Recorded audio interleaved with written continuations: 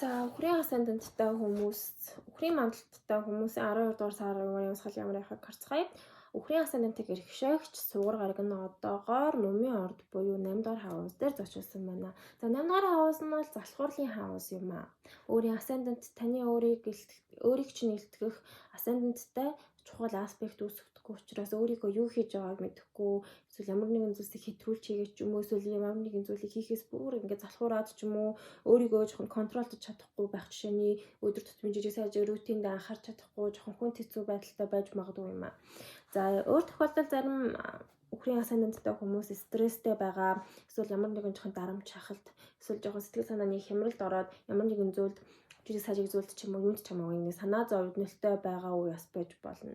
Өөр тохиолдолд магадгүй зарим чинь ямар нэг эмчилгээ хийлгээд ч юм уу яралтай хагалгаанд орсон эсвэл эмчилгээнд одоо гэмтэж бэрцсэн ч юм уу түн одоо эрүүл мэндтэй холбоотой асуудлуудтай нүүр тулж байгаа үе бас байж болно. Эсвэл 8 дахь хаус нь мөнгө санхүүгийн хаус гэж үздэг учраас одоо өөр бусад хүний мөнгө одоо өөрөө амархан өөр хүмүүсийн оролцоотойгоор хамтралаар дамжиж хэрхэн мөнгө олж болох вэ гэсэн тийм амархан гараагаар мөнгө олох тухай бодлууд дээр илүү хэрэгэлдэж бас магадгүй. Үүнийгээ дагаад энэ нь өрзөл, татвар гэх мэтлэн бусдын өмч хөрөнгөтэй холбоотой тийм мөнгө санхүүгийн асуудлуудыг бас эрчимжүүлж байгаа үе бас байж магадгүй юм аа. За 8 дахь хаус өнгөрөх юм бол арай нэг гэгээлэг болно. Учир нь 12 сарын 25-наас хойш сугар гараг нь таны 9 дахь хаус олох материал орд руу нүүнэ. За 9 дахь хаус нь шин зүйлсийг туршин тийм эрсдэлтэй гэх жишээ адал явдалтай үйл хэргүүдийг өөртөө агуулж байдаг. За магадгүй 25-наас хойш тийм түгээн дэлгэрүүлэх онцлогтой зүйлсийг хийж эхлэх ч юм уу. Магадгүй YouTube-ээр хөгжүүлж эхлэх эсвэл ямар нэгэн хийж байгаа зүйлсээ ингэж бусдад тараах, шеэрлэхтэй эсвэл ямар дээд боловсрол, шашин шутлаг, философи, гүн ухаан гэх мэтлэн тийм гүнзгий мэдлэгт илүү шамдах, илүү сонирхолтой эсвэл ямар нэгэн хийх гэж байгаа зүйлсээ ингээд тийм урам зоригтойгоор гэгээлгээр өөдрөгөөр хийж эхлэх боломжтой цаг үе яж болно. Магадгүй зарим нь гадаад хэрэгтэй холбоотой үйл хэргүүд дээр эсвэл гадагшаа аялалд явах ч юм уу гэх мэтлэнгээр тийм хөдөлгөөнтэй үе эхлэх болно. Зарим нь магадгүй спорт хийж магадгүй. 25-наас хойш уур амьсгал өөрчлөгдөн гэж ойлгоорой.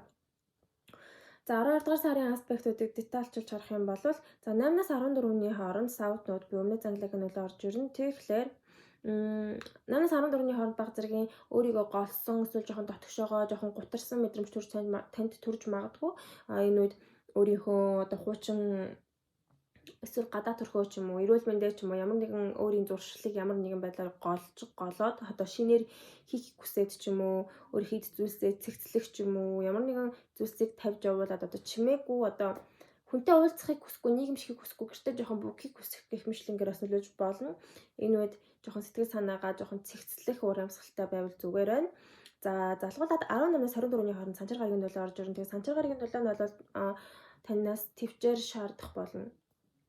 Ямар нэгэн хязгаарлалтанд орох эсвэл ямар нэгэн хүн хэцүү даван туулах сорилттой учрах эсвэл илүү хариуцлагатай болох ч юм уу танд хариуцлага ногдох боломжтой цаг үе 18-аас 24-ний өдөр байх болно. За тэгэхээр энэ үед бас өвдөхөөс болгоомжлох хэрэгтэй. Өвдөх мөн магадгүй жоохон сэтгэл санаа жоохон даун жоохон уналтанд орж магадгүй. Гэхдээ энэ зүгээр жоохон хариуцлагатай, төвчээртэй байхад хангалттай. За 23-наас 24-ний хооронд Нептун буюу далаван гарагийн нөлөө орж ирнэ. Тэгэхээр өмнөх санчирын нөлөөгөөр таны бие өвдөд хүнд хэцүү байсан бол Нептуны нөлөө давхар орж ирээд эм тан уух, эмчилгээ хийх гэх зэрэг нөлөөж болно. Өөр тохиолдолд жоохон сэтгэл хөдлөл ихтэй байна. Эсвэл цахилга батгүйгээр арх тамхи хэрэглэх, амттан идэх, junk food идэх эсвэл жоохон emotional байна гэх зэрэг нөлөөлж болно. Энэ үед жоохон алдаа гаргах ч юм уу, манандсан, ядарсан, сүлдсэн мэдрэмжүүдээс төрж болно 23-наас 24-ний өдрүүдэд. За яг ийм хүн хэцүү санчир Нептуны нөлөөнүүд орж ирмэгцээ сугар гараг 25-нд Christmas-аар таны 9 дахь хаус руу нөгөөд энержи өөрчлөгдөнө гэдээ ойлгоорой. За 7 дахь хаус буюу ангагийн хөдөлгөөнийг ажиглацгаая. За За эхний 10 хоног бол бархас сайд гариг нь бол орж ирнэ. Эхний 10 хоногт бол хосын харилцаанд эрэг таатай азтай байна. Хэрвээ ганц бие бол дажгүнтэй боломжийн болзоонд явах, эсвэл шинэ хүнтэй танилцах, эсвэл таны хост чинь түншлэлт чинь хамтрагчид чинь эрэг таатай азтай үйл хэрэг тохиож бас болно.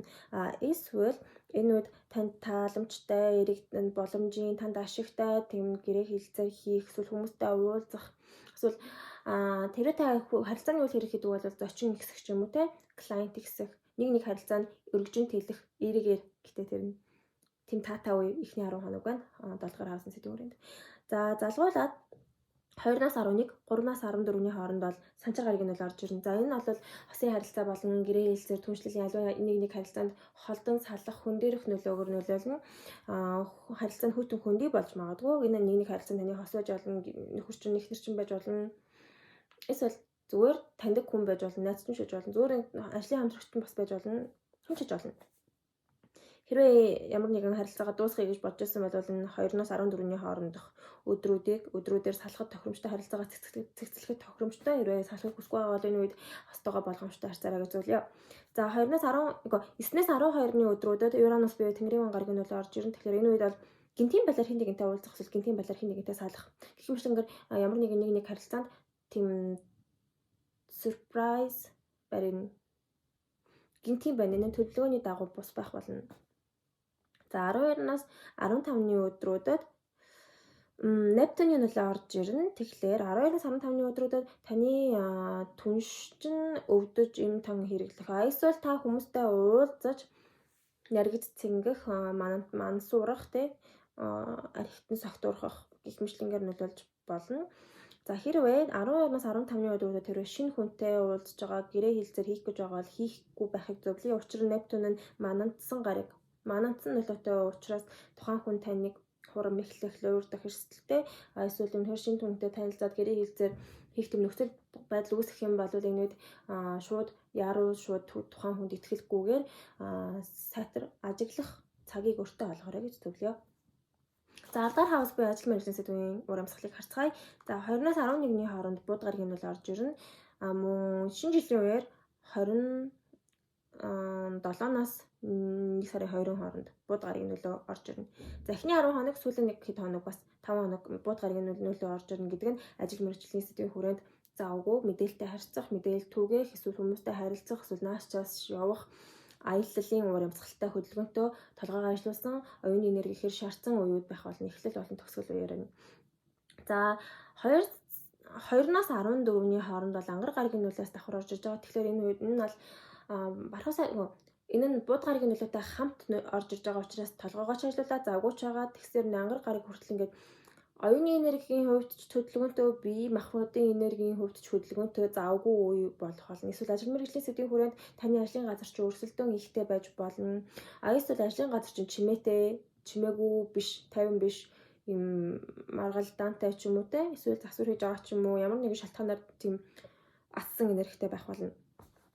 За 12 сарын 21-нд нэг дажгүй аспект байна. Энэ нь болохоор суур гаригийн нөлөө 18-наас 24-ний хооронд ажил мэргэжлийн хувьд эрэг таатай боломжууд олдох, боломжийн уулзалт хийх, дипломат харилцаа үүсгэх, гэрээ хэлцээр хийх, эсвэл ажил мэргэжлийн сэдвийн хүрээнд илүү тайван, өөрийн ололт амжилттай, магадгүй мөнгөтэй ч юм уу те, эсвэл ажлын газартаа амттай зүйлс идэх, эсвэл ажлын газар засварлах, гойж чимэглэх гэх мэтлэн тийм тайван урамсгалтай болно. Венусын нөлөөнд, сугар гаригийн нөлөөнд.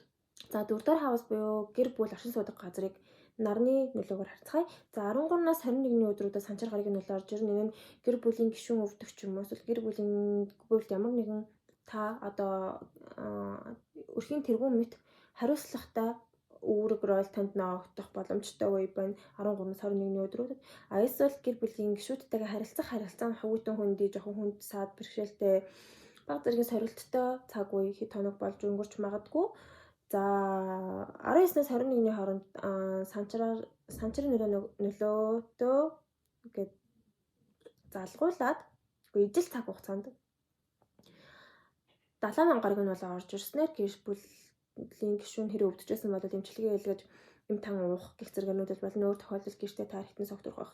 Эсвэл ямар нэгэн сэтгэл хөдлөлөөр хандах. Эсвэл ямар нэгэн тийм дүүдэг журам рутиныг дагахгүйгээр яг дуртай юм идээд хэтрүүлэгтэй кофеин хэрэглэж, хэтрүүлэгтэй алкогол хэрэглэж, эсвэл хэтрүүлэгтэй чихэрж юмс junk food идэх гэх зэрэгээр бас нөлөөлж магадгүй. За ерөнхийдөө бол 4 хавсан сэдвүүдэд бол тийм таатай гэхээс илүү жоохон болгоомжлох уур амьсгалтай илүү харагдаж байна. Өөр тохиолдолд Нептуны 19-ээс 21-ний өдрүүдийн Нептуны нөлөө нь өөр тохиолдолд гэрт ямар нэгэн эд зүйл эвдрээд эсвэл нэг устай холбоотой асуудлууд ингээд ус алдах ч юм уу те эсвэл нэг ямар нэгэн 0 синк ингээд засварлах шаардлага гарах ч юм уу гэх мэтлэнгээр бас нөлөөлж магадгүй. За 2 дахь хавс буюу мөнгө санхүүгийн амжиргааны зардлын уур амьсгалыг харцгаая. За бууд гарагийн хөдөлгөөнүүдийг ажиглах шаардлага гарна. Эхний 10 хоног бол бархас сад гарагийн нөлөө орж ирж байгаа учраас элбэг хоол хүнстэй мөнгөтэй бэлгэсэлттэй эсвэл ямар нэгэн дуртай зүйлдээ мөнгө зарцуулах боломж нь таатаагүй байна. За гэхдээ 2-аас 11-ний хооронд санчир гарагийн нөлөөс давхар орж ирж байна. Тэгэхээр энэ нь үгс үг гэхээр яг гоо танд мөнгө орж ирэх чсэн бас дахиад өөр нэг зүйлд мөнгө зарцуулах гэсэн чинь тэр нь дутагдах ч юм уу тий бас байж болно. Давхар бархас сад гараг таны мөнгийг ингээд хэлж өгч яхад санчир гараг жоохон хумж өгнө. Эсвэл та мөнгөтэй болсон боломжтой тухайн мөнгөө шууд ингээд өрөхгүйгээр эсвэл ингээд хямгадаж өөрөөс өөр харамлаж өрхийг бас сэлжээж бас болно. Тэгэхээр бархас сад гараг санчир гарагийн нөлөө нь зэрэг сайн муу хамтдаа орж ирж байгаа үе бол эхний 10 хоног байна шүү. За 9-ээс 12-ны хооронд Уранысын нөлөө орж ирж байна. Тэгэхээр энэ нь Тэнгэрийн ван гарагийн гинтийн таамаглаагүй байдлаар нөлөөлдөг учраас энэ үед эд үзүүлсээ эвдэх, дуусгах эсвэл ямар нэгэн гинтийн сэтгэл хөдлөлөөр ямар нэгэн юм худалдаж авах ч юм уу те эсвэл одоо хэрэглэж байгаа эд зүйлс чинь эвдрэх гэх зэрэгээс нөлөөлж магадгүй. Явуутай ч энэ гинтийн байх болно. Гинтийн зарлага гарах боломжтой. За 18-наас 23-ны хооронд саут нууд буюу өмнөд занхлагийн нөлөө орж ирж байна. Энэ нь хуучин зүйлсээ цэгцлэн хаяхад тохиромжтой. Энэ үед ингээд эд зүйлсээ гээгдүүлэх эрсдэлтэй, эвдэх эрсдэлтэй. Эсвэл ямар нэг айл нэг орлогын ингээд их усүрчин хаагдаад дуусж байгаа гэх мэтлэнгээр нэг хаалгыг хааж ингэж ойлгож болно. Саутнуудын нөлөөг 18-наас 23-ны өдрүүдэд. Тэгэхээр мөнгө санхуудаа жоохон нихур авах хэрэгтэй юм шүү. 12 сарын 27-наас 1 сарын 2-ны хооронд санчир гарагийн нөлөө орж ирж байна. За саутнууд санчир 2-ын нөлөөнүүд нэлээд их орж ирж байгаа учраас сүүлийн 12 хоног бол энэ оны сүүлийн 12 хоног бол мөнгө санхүүгийн хувьд жоохон дутагдaltaй, жоохон бүсээ чангалах шаардлагатай, нихур тооцоололтой мөнгө зарлагдах шаардлагатай. Эсвэл ямар нэгэн байдлаар мөнгө санхүү нь орлогч нь орж ирэх гэж удах, цалинч нь удаашрах, хоошлох гэх мэтлэнгээр жоохон мөнгөнд таагүй нөлөөлж байна. Эхлэл хэсэг таатай байгаа. Харин сүүл хэсэгт муу байна гэдээ ойлгочихвол зүгээр байна мөнгө санхүүгийн хувьд. За тэгэхээр дараа жилийн подкастаар уулзцай баярлалаа баяртай.